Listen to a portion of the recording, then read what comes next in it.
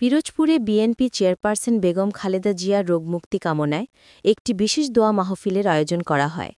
অনুষ্ঠানে উপস্থিত হয়ে আবেগাপ্লুত হয়ে দোয়া প্রার্থনা করেন বিএনপির কেন্দ্রীয় নির্বাহী কমিটির সদস্য অধ্যক্ষ আলমগীর হোসেন। যে সমস্ত ব্যক্তিরা হালাল রুজি করে তাদের দোয়া সরাসরি আল্লাহ তাআলা কবুল করেন। হালাল রুজি, ৫ ওয়াক্ত নামাজ, রোজা, হজ, যাকাত, ইসলামী শরীয়তে, কিন্তু এই হালাল রুজির সেক্টরটি হলো ১০০ ভাগ হলেন আপনারা। শ্রমিক, রিক্সা চালক, ভ্যান চালক। আজকে মা অসুস্থ, বাংলাদেশ অসুস্থ, গণতন্ত্র অসুস্থ।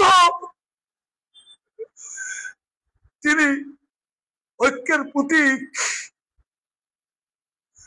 অনেক নির্যাতন সহ্য করেছে, শুনেছেন।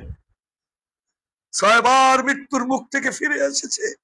মহান আল্লাহ রব্বুল আলামিন দেশ মাতাকে রক্ষা করেছেন, কারণ তার তো চিকিৎসা হয়নি। জেলখানায় স্লো পয়জন দিয়ে দিয়ে তাকে হত্যা করতে চেয়েছে, সফল হয়েছে। আমাদের ছোট ভাই আরফাত রহমান কোকোকে তারা শহীদ করতে চেয়েছিল, জিয়া পরিবারকে নিশ্চিহ্ন করতে ১০ তলা থেকে ফেলে দিয়েছে আমাদের নেতা তারেক রহমানকে। মা চিকিৎসা পায়নি। আজকে মুক্ত বাতাসে মায়ের চিকিৎসা হয়েছে, কিন্তু মা আজকে খুব কষ্টে আছে। আমরা নিশ্চয়ই চাই যে দীর্ঘ ১৭ বছর পরিশ্রম করেছে গণতন্ত্রের জন্য, ভাতের অধিকার বাস্তবায়নের জন্য, সেই ভোট আর ভাতের অধিকার বাস্তবায়নকারী একটি সরকার বাংলাদেশে আসবে, বিএনপি আসবে। সেই জিনিসটা যেন মা দেখতে পারে। আল্লাহ যেন আমাদের সেই তৌফিক দেয়, মাকে সুস্থ করে নির্বাচনে অংশগ্রহণ করার তৌফিক দিক। এটা আমরা দোয়া করি। আজকে শুধু দোয়ার মাহফিল করে হবে না। আমরা মুসলমান অধিকাংশই আমরা নামাজ পড়ে দোয়া করব।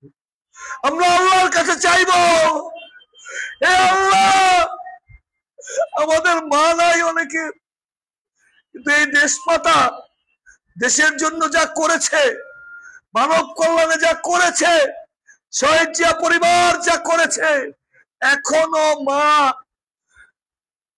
নড়াচড়া করে না, কম করে। কিন্তু তার মধ্যেও তার একমাত্র সন্তান অত্যন্ত পাথর বুকে নিয়ে দলের জন্য ওটাকে মনে না রেখে তিনি কিন্তু কাজ করে যাচ্ছে। শুধুমাত্র স্ট্যাটাসটা খেয়াল করবেন। মার কাছে সন্তান আসতে চাইবে, এটাই স্বাভাবিক।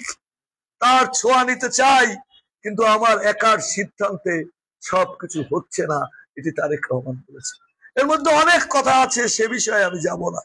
আমি শুধু যাব, আপনারা যেমন উপস্থিত হয়েছেন মায়ের জন্য, আমিও উপস্থিত হয়েছি। আজকে দরগায় যাচ্ছি, আল্লাহর কাছে ওই লাখো মুসল্লিদের মধ্যে থেকে মায়ের জন্য দোয়া করব। এখন আর আমাদের অন্য কিছুই নাই। আমরা নির্বাচন নিয়েও ভাবি না, শুধু মায়ের সুস্থতা নিয়ে ভাবি। ভাই, আমি কথা হারিয়ে ফেলেছি। আসুন, বাড়িতে আমাদের মা, ভাই, বোন, ভাবি যে যেখানে আছে, আমরা নিয়মিত মুসলমানরা নামাজ পড়ি, নিয়মিত আল্লাহর কাছে চাই, মাকে সুস্থ করো, মাকে সুস্থ করো।